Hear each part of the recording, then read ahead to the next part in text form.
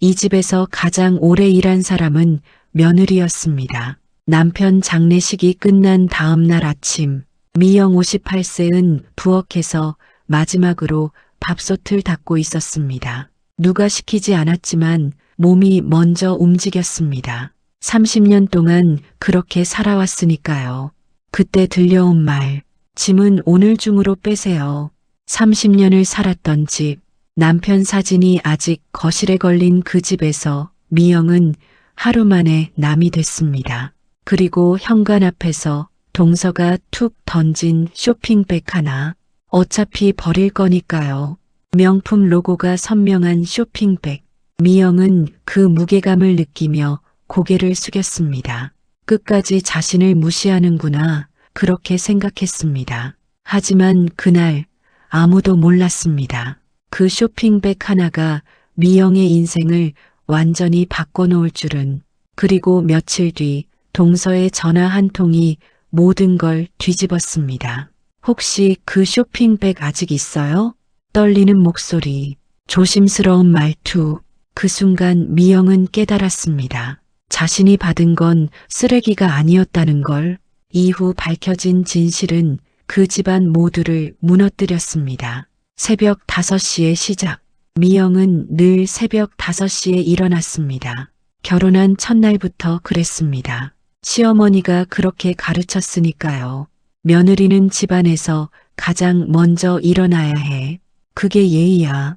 그 말 하나 믿고 미영은 30년을 그렇게 살았습니다. 밥을 짓고 국을 끓이고 반찬을 만들었습니다. 시어머니 입맛에 맞춰, 남편 입맛에 맞춰, 조카들 입맛에 맞춰. 자기 입맛은 없었습니다. 명절이면 전을 부쳤습니다. 10시간씩 서서 기름 냄새를 온몸에 묻히며. 동서는 거실에서 TV를 봤지만 미영은 한 번도 불평하지 않았습니다. 며느리는 집안 사람이지. 그 말 하나면 충분했으니까요. 월급은 어디로 갔나? 미영도 일을 했습니다. 식당에서 설거지를 했고 청소일도 했습니다. 한 달에 150만 원 정도 벌었습니다. 하지만 그 돈은 미영 통장으로 들어가지 않았습니다. 가정 형편이 어려우니까 그냥 우리 아들 통장으로 넣어. 시어머니의 말에 남편도 고개를 끄덕였습니다. 엄마 말이 맞아. 그게 관리하기 편해. 미영은 입을 다물었습니다. 뭐라고 말해야 할지 몰랐습니다. 결혼하면 원래 그런 거라고 생각했습니다. 생활비는 늘 빠듯했습니다. 한 달에 50만 원. 그걸로 식비, 교통비, 미영 옷값까지 다 해결해야 했습니다. 미영은 옷을 사지 않았습니다. 10년 된 코트를 입고 5년 된 운동화를 신었습니다. 나는 괜찮아. 나이 들면 뭐 입어도 똑같잖아. 거울을 보면 낡은 여자가 서 있었습니다. 하지만 미영은 그게 당연하다고 믿었습니다. 병원 보호자는 언제나 며느리. 시어머니가 아프기 시작한 건 5년 전이었습니다. 당뇨의 고혈압, 무릎 관절까지 병원 가는 날이 늘어났습니다. 보호자는 언제나 미영이었습니다. 아들은 회사 가야 하잖아. 며느리가 가는 게 맞지. 동서는 한 번도 가지 않았습니다. 저는 애들 학원 보내야 해서요. 미영은 일을 쉬고 병원에 갔습니다. 시어머니를 휠체어에 태우고 진료실 앞에서 기다렸습니다. 하루 종일 서 있다가 저녁에야 집으로 돌아왔습니다. 그래도 아무도 고맙다는 말을 하지 않았습니다. 당연한 일이었으니까요. 남편이 쓰러진 날, 그날도 평범한 아침이었습니다. 미영은 밥을 차리고 남편은 출근 준비를 했습니다. 다녀올게. 남편의 마지막 말이었습니다. 오후 2시 전화가 왔습니다. 보호자님, 환자분이 쓰러지셨습니다. 지금 응급실입니다. 미영은 뛰어갔습니다. 버스를 타고 병원으로 달려갔습니다. 응급실 앞에서 의사가 말했습니다. 심근경색입니다. 최선을 다하겠습니다. 하지만 남편은 깨어나지 못했습니다. 장례식장에는 사람들이 많이 왔습니다. 친척들, 친구들, 회사 동료들 모두 고개를 숙이고 위로의 말을 건넸습니다. 하지만 미영에게는 아무도 말을 걸지 않았습니다. 상주는 시어머니였고 미영은 그저 옆에 서 있을 뿐이었습니다. 장례식이 끝난 다음 날 장례를 치르고 집으로 돌아왔습니다. 피곤했습니다. 사흘 동안 한숨도 자지 못했습니다. 하지만 미영은 부엌으로 갔습니다. 밥을 해야 했습니다. 장례식에 온 사람들이 아직 집에 있었으니까요. 밥을 짓고 국을 끓였습니다. 반찬을 내오고 설거지를 했습니다. 밤이 되어서야 사람들이 돌아갔습니다. 미영은 거실 소파에 앉았습니다. 남편 사진이 재단에 놓여 있었습니다. 웃고 있는 얼굴. 미영은 그 얼굴을 보며 생각했습니다. 이제 뭐하고 살지? 그때 시어머니가 방에서 나왔습니다. 미영아, 네 어머님, 내일부터 내 방 좀 정리해야겠다. 미영은 고개를 들었습니다. 네, 이제 아들도 없는데 내가 여기서 뭐하고 살아? 내 집으로 가는 게 맞지. 시어머니의 목소리는 담담했습니다. 감정이 없었습니다. 짐은 오늘 중으로 빼면 좋겠어. 그 말에 미영은 아무 대답도 하지 못했습니다. 동서의 등장, 아침이 되었습니다. 미영은 짐을 쌌습니다. 짐이라 해봐야 많지 않았습니다. 옷 몇 벌, 사진 몇 장, 화장품 몇 개. 30년을 살았는데 손에 쥔 건 이것뿐이었습니다.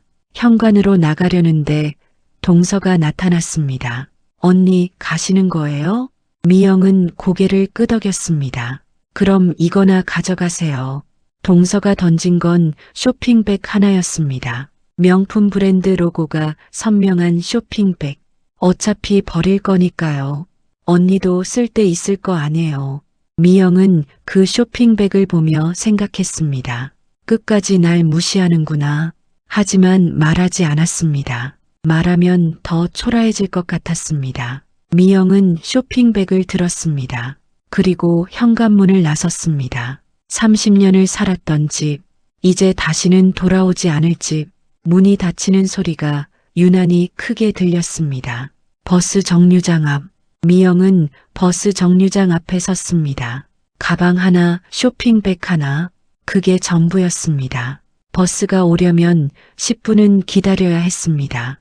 미영은 벤치에 앉았습니다. 쇼핑백이 무거웠습니다. 생각보다 훨씬 무거웠습니다. 뭐가 들어있길래 이렇게 무거울까? 궁금했지만 열어보고 싶지 않았습니다. 동서가 준 건 분명 쓸모없는 물건일 거라고 생각했습니다. 쓰레기통이 바로 옆에 있었습니다. 그냥 버릴까? 손이 움직였습니다. 쇼핑백을 들어 올렸습니다. 쓰레기통 입구까지 가져갔습니다. 하지만 버리지 못했습니다. 30년 동안 미영은 늘 버려라는 말에 순종했습니다. 헌 옷도, 자기 의견도, 자존심도 다 버렸습니다. 그런데 이상하게 그날은 손이 떨어지지 않았습니다. 한 번만 보자. 미영은 쇼핑백을 다시 내려놓았습니다. 고시원 방. 미영이 간 곳은 작은 고시원이었습니다. 한 달 월세 35만 원. 방 크기는 3평도 안 됐습니다. 침대 하나, 책상 하나, 옷걸이 하나. 그게 전부였습니다. 하지만 미영은 편했습니다. 처음으로 자기만의 공간이 생긴 기분이었습니다. 짐을 풀었습니다. 옷을 걸고 사진을 책상 위에 놓았습니다. 남편과 찍은 사진, 결혼 20주년 때 찍은 사진이었습니다. 그리고 쇼핑백.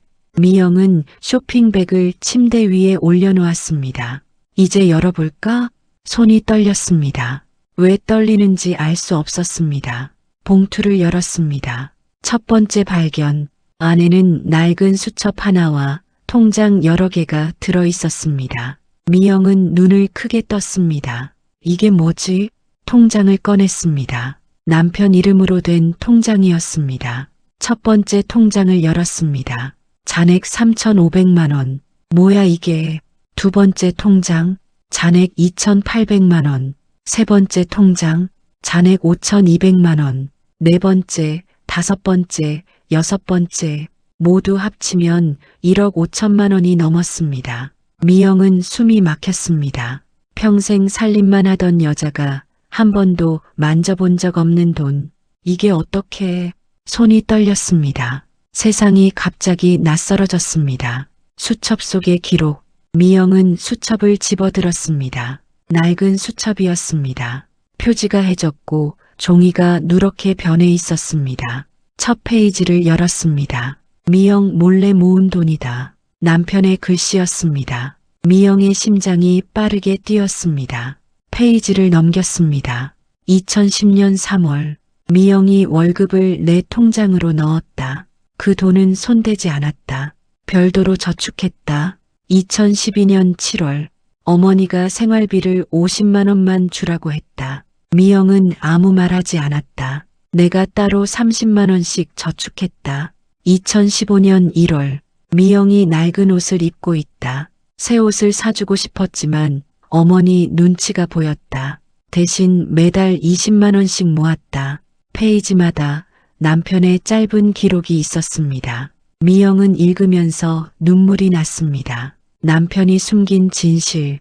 2017년 5월 명절에 미영이 혼자 전을 부쳤다. 10시간 동안 섰다. 발이 부었다. 내가 도와줘야 했는데 어머니가 거실에 앉아 있으라고 했다. 미안했다. 2018년 11월 동생 집들이에 100만 원을 보냈다. 우리 집 사정도 어려운데 미영은 아무 말 안 했다. 하지만 나는 알고 있다. 미영이 얼마나 참았는지. 2020년 3월 어머니 병원비로 200만 원이 나갔다. 미영은 자기 일을 더 늘렸다. 아침 6시부터 저녁 9시까지 일했다. 집에 오면 쓰러질 것처럼 피곤해했다. 내가 해줄 수 있는 건 이 돈을 모으는 것밖에 없었다. 미영은 수첩을 꽉 쥐었습니다. 남편이 알고 있었습니다. 자신이 얼마나 힘들었는지, 얼마나 참았는지, 얼마나 억울했는지.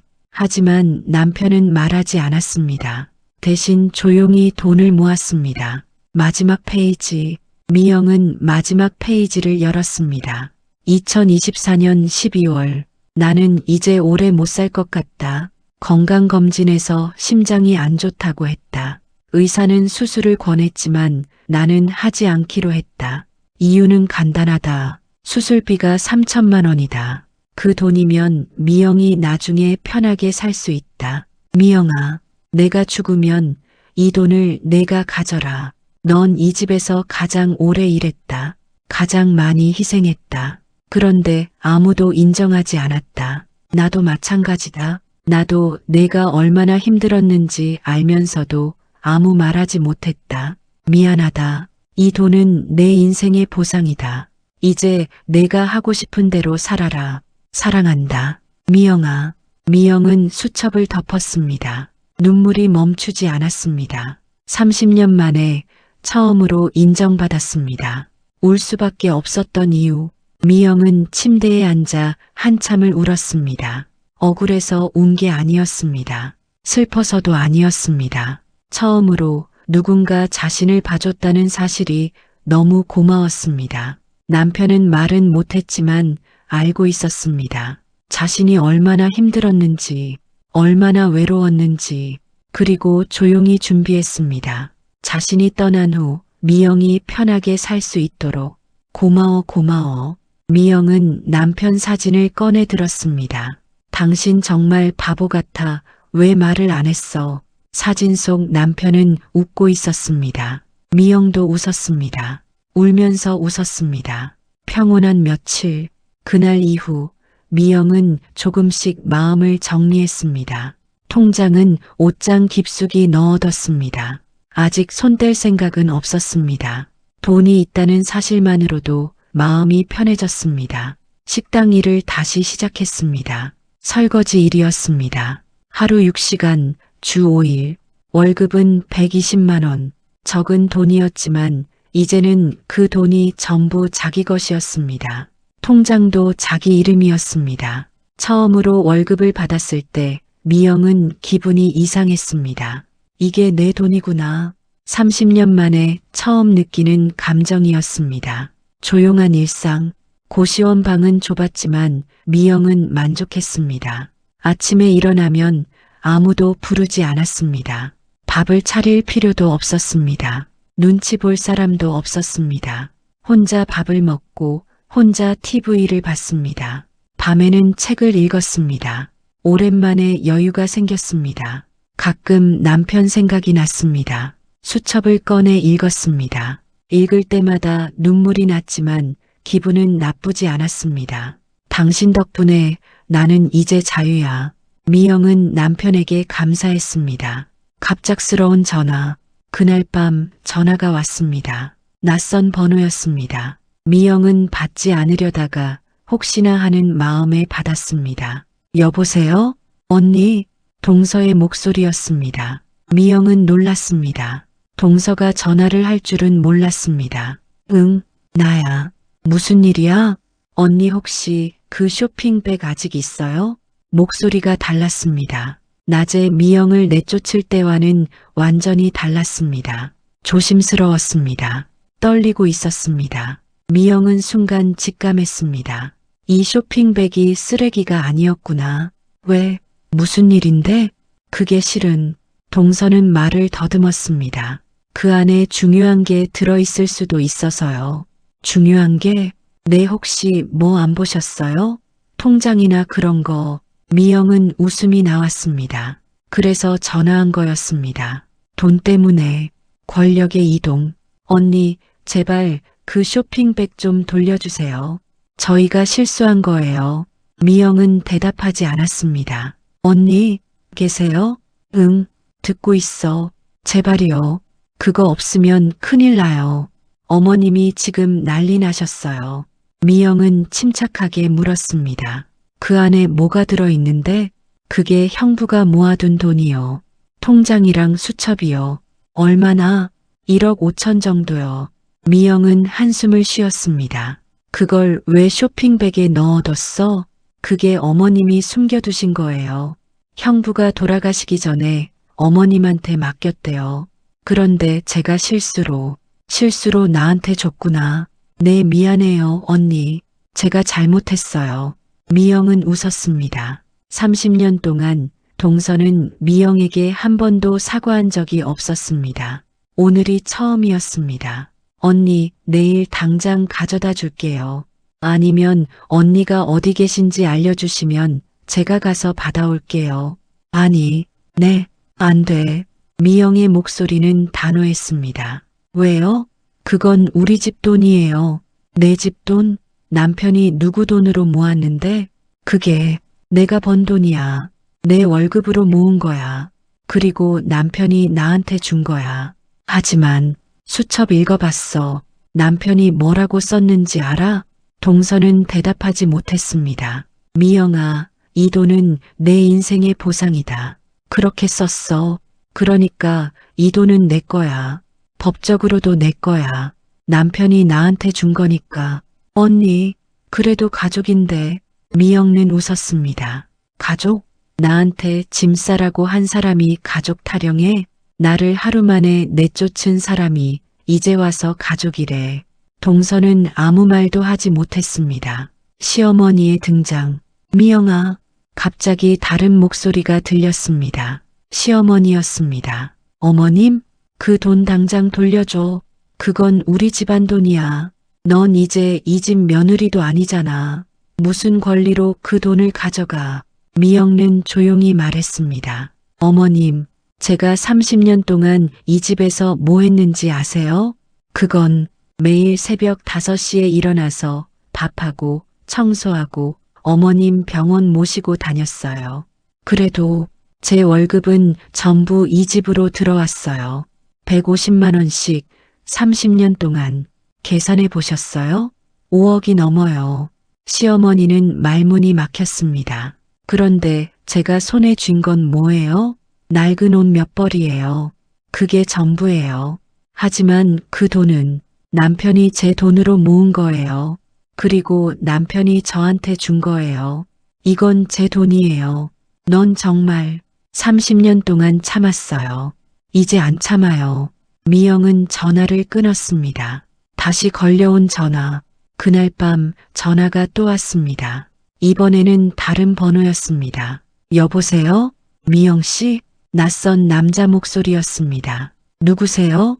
저는 박 변호사라고 합니다. 덱시댁에서 의뢰를 하셔서 연락드렸습니다. 미영은 한숨을 쉬었습니다. 무슨 일이세요? 그 통장 건인데요. 법적으로 말씀드리면 그건 고인의 유산이기 때문에 상속 절차를 거쳐야 합니다. 남편이 저한테 준 거예요. 하지만 유언장이 없으면 법정 상속인이 따로 있습니다. 수첩에 적혀 있어요. 미영아, 이 돈은 내 거다라고. 그건 법적 효력이 없습니다. 미영은 웃었습니다. 그래요. 그럼 법대로 하죠. 네, 제가 낸 돈이에요. 증거도 있어요. 제 월급 명세서 전부 남아 있어요. 30년치. 변호사는 잠시 침묵했습니다. 그리고 남편이 병원비를 안 쓴 이유도 알아요. 이 돈을 저한테 주려고. 그것도 증거 있어요. 변호사님, 저도 변호사 선임할게요. 그럼 법정에서 봐요. 미영은 전화를 끊었습니다. 손이 떨렸습니다. 처음으로 맞서 싸우는 기분이었습니다. 혼자만의 결정.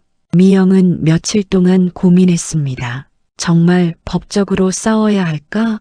가족을 상대로 소송을 걸어야 할까? 하지만 생각할수록 화가 났습니다. 30년 동안 자신은 가족이라고 믿었습니다. 하지만 그들은 미영을 가족으로 본 적이 없었습니다. 남편이 죽자마자 쫓아냈습니다. 짐을 싸라고 했습니다. 하루의 여유도 주지 않았습니다. 그런데 이제 와서 돈 이야기가 나오니까 가족이라고 말합니다. 웃기지도 않아. 미영은 변호사를 찾아갔습니다. 법률 상담. 변호사는 50대 여성이었습니다. 이름은 김정희. 가족법 전문 변호사였습니다. 사연을 들어보니 충분히 승소 가능성이 있습니다. 정말요? 네. 우선 그 돈은 대개 월급으로 모은 거잖아요. 그리고 남편분이 수첩에 명확히 의사를 밝혔고요. 하지만 유언장은 없어요. 유언장이 없어도 수첩은 증거로 쓸 수 있어요. 특히 필체 감정을 받으면 더 확실해집니다. 미영은 안도했습니다. 그리고 30년 동안의 월급 명세서, 통장 내역, 이런 게 다 증거가 됩니다. 비용은 얼마나 들까요? 착수금 300만 원, 성공 보수 10%입니다. 미영은 고개를 끄덕였습니다. 할게요. 확실하세요? 네. 이제 더 이상 참고 싶지 않아요. 김 변호사는 미영을 보며 말했습니다. 잘 결정하셨어요. 댁은 그럴 권리가 있습니다. 소송 준비. 미영은 증거를 모았습니다. 30년 동안의 월급 명세서, 다행히 회사에서 보관하고 있었습니다. 남편 통장 거래 내역, 매달 일정 금액이 적금으로 들어간 기록이 선명했습니다. 시어머니 병원비 영수증, 미영이 보호자로 적힌 서류들, 그리고 수첩, 남편의 글씨로 가득한 수첩. 이 정도면 충분해요. 김 변호사는 자신감 있게 말했습니다. 상대방 변호사한테 내용 증명 보낼게요. 그래도 안 되면 소송 들어갑니다. 네, 부탁드려요. 시댁의 반응. 내용 증명을 받은 시댁은 난리가 났습니다. 동서가 또 전화했습니다. 언니, 정말 소송까지 하려고요? 응, 가족끼리 왜 이래요? 가족? 너희가 나를 가족으로 본 적 있어? 그래도 나 쫓아낸 게 며칠 전인데 벌써 잊었어?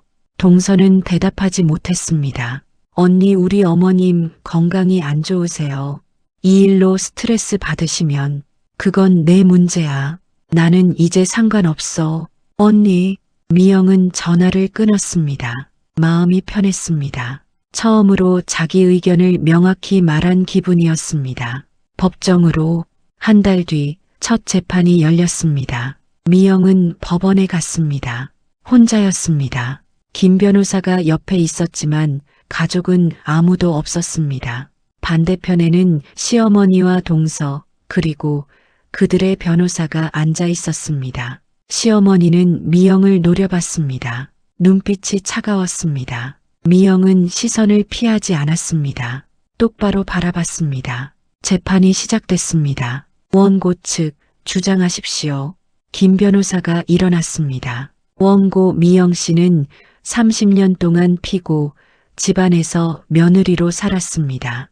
그 기간 동안 원고의 월급은 전부 남편 통장으로 들어갔고 남편은 그 돈을 별도로 저축했습니다. 증거가 있습니까?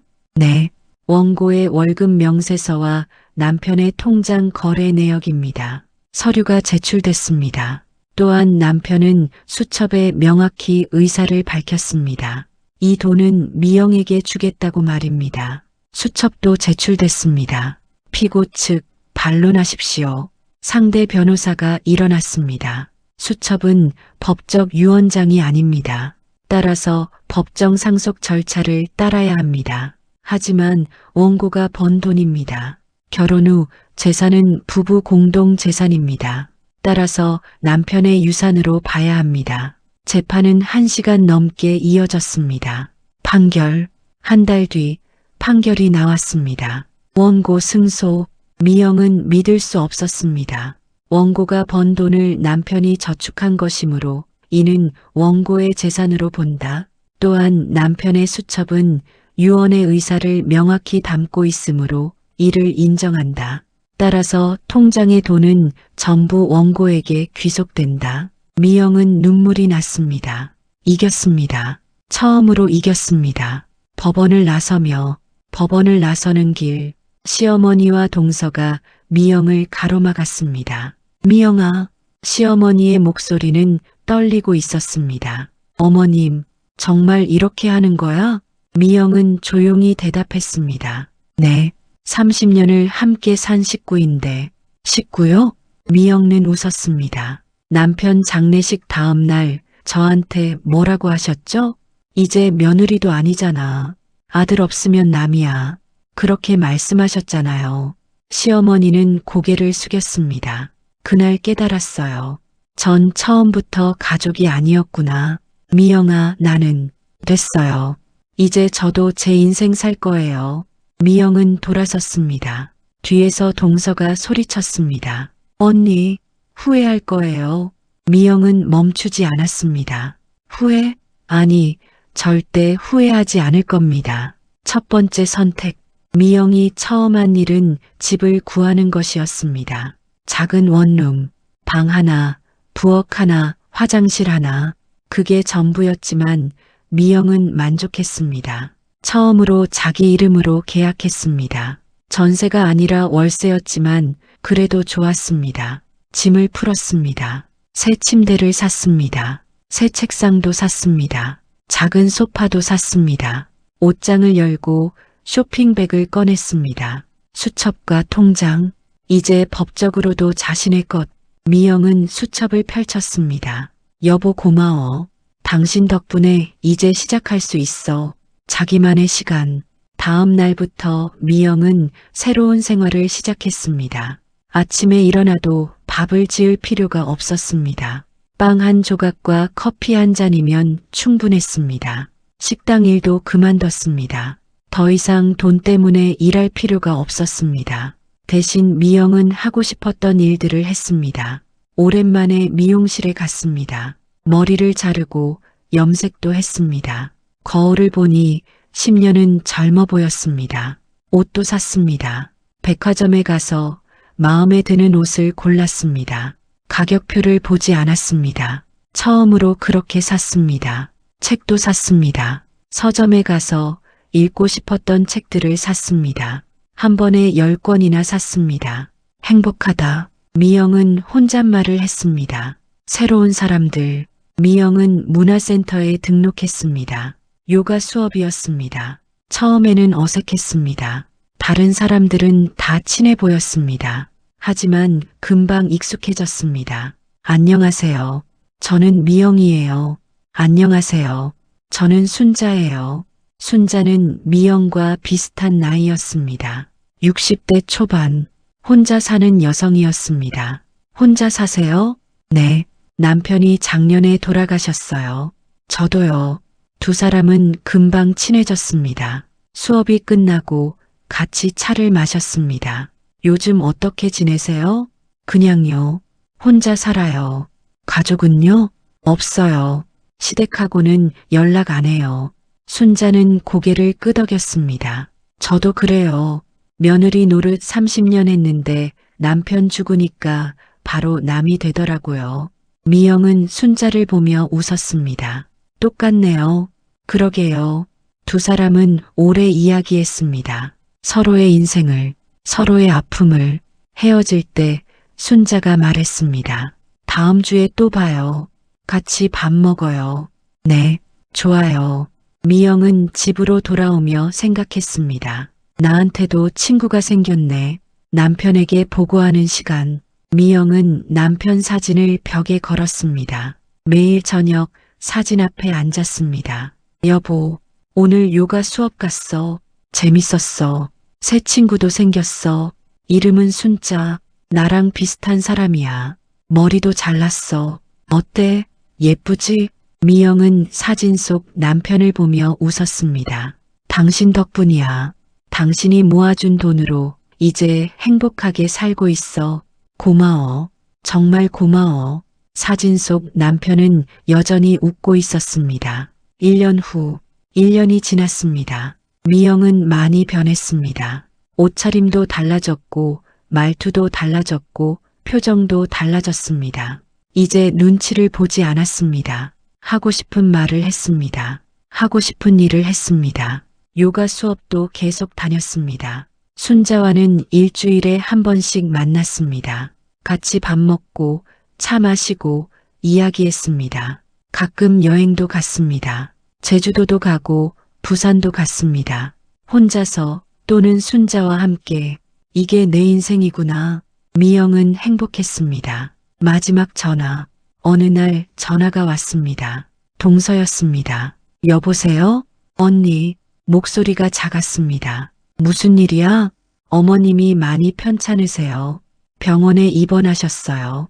의사 선생님이 얼마 안 남으셨대요. 미영은 한참 침묵했습니다. 언니가 한 번만 와주시면 안 될까요? 어머님이 언니 보고 싶어 하세요. 나를? 네. 계속 언니 이야기를 하세요. 미안하다고 잘못했다고. 미영은 눈을 감았습니다. 생각해 볼게. 네, 기다릴게요. 전화를 끊고 미영은 오래 생각했습니다. 가야 할까 말아야 할까? 마지막 만남. 미영은 병원에 갔습니다. 시어머니는 침대에 누워 있었습니다. 많이 야위었습니다. 어머님, 시어머니가 눈을 떴습니다. 미영아, 네, 와줘서 고마워. 시어머니의 목소리는 약했습니다. 미안하다, 정말 미안해. 내가 너무 심했지. 미영은 시어머니의 손을 잡았습니다. 이제 됐어요. 미영아, 편히 쉬세요. 시어머니는 눈물을 흘렸습니다. 고마워, 미영아. 미영은 병실을 나왔습니다. 복도에서 동서가 기다리고 있었습니다. 언니 고마워요. 응, 언니 저도 미안해요. 그때 너무 심했어요. 미영은 고개를 끄덕였습니다. 이제 됐어. 언니 우리 다시. 아니, 미영은 단호하게 말했습니다. 난 이제 내 인생 살 거야. 너희와는 상관없이. 하지만 안녕. 미영은 병원을 나왔습니다. 뒤돌아보지 않았습니다. 조용한 결말. 미영은 집으로 돌아왔습니다. 작지만 따뜻한 집. 쇼핑백을 꺼냈습니다. 수첩을 펼쳤습니다. 여보, 오늘 시댁에 다녀왔어. 마지막 인사했어. 이제 끝이야. 나는 이제 자유야. 미영은 수첩을 덮었습니다. 그리고 창문을 열었습니다. 바람이 불어왔습니다. 따뜻한 봄바람이었습니다. 고마워, 여보. 당신 덕분에 나는 다시 시작할 수 있었어. 이제 행복하게 살게. 미영은 웃었습니다. 처음으로 진심으로 웃었습니다.